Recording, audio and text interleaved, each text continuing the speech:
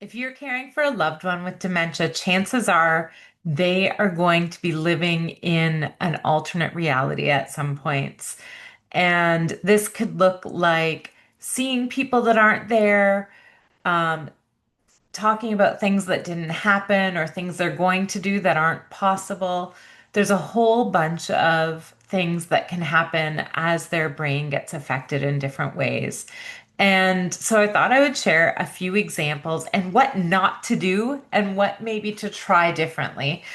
Because ultimately, it doesn't help to try to correct their world, to try to bring them into this reality.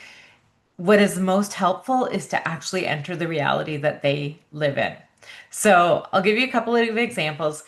A couple of weeks ago, I was at my mom's retirement home and we were at an event, and there was another woman with who had dementia there, and her daughter-in-law was with her.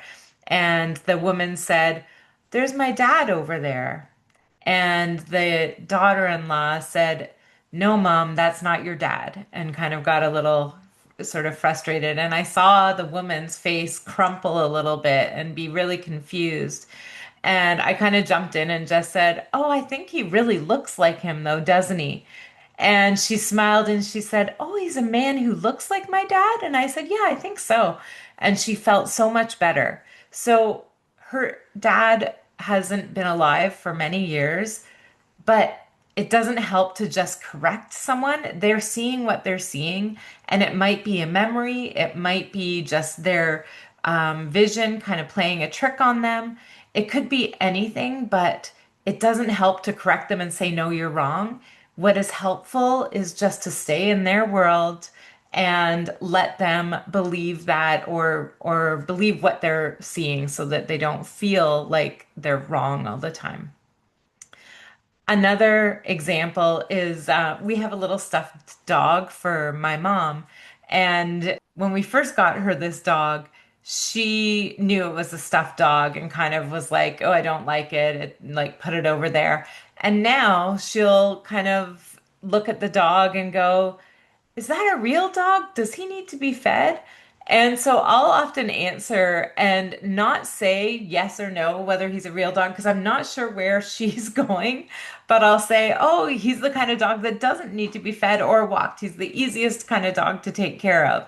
And she's happy with that, and she'll pet the dog and feel calm and relaxed with the dog. So again, you don't need to correct or give a fact or the right answer. Sometimes it is better just to kind of let their world be what it is and not make them feel like they're wrong or they're not making sense. Another example, there's a woman who lives in my mom's home who was a high school principal, and she's often sort of running the whole kind of neighborhood there, and she will put people to work to do things or tell them they haven't gotten their work done. And oftentimes I'm able to kind of joke with her or say like, "Oh, I'm off now. I'm going home from work." So again, staying in her world.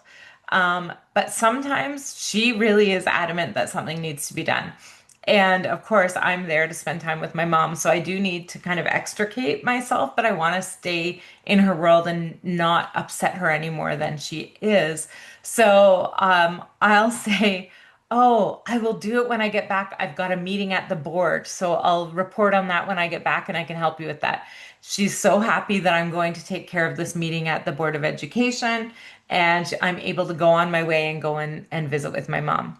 So these are just a few examples of living in their world. Sometimes you have to ask a few questions to figure out what world they're in so that you can enter it with them. But the biggest mistake that I see family members make, and I know I've done it myself at the beginning, is to try to correct or use reasoning or logic with someone who it has dementia. And that just doesn't work. It makes them more upset, it makes them more confused. And so it's much better for them, for their well being, and for you and your frustration to just enter their world and be in the moment with them. So that is my advice, to like live in their world And if you've tried this or if you're struggling with it, let me know. And by the way, if you haven't downloaded our free tool, which is a dementia log where you can log all the different symptoms and the things that are happening with your loved one, we have found that super valuable in doctor's appointments and in advocating for certain care for our mother. So please go to disruptdementia.com and grab that.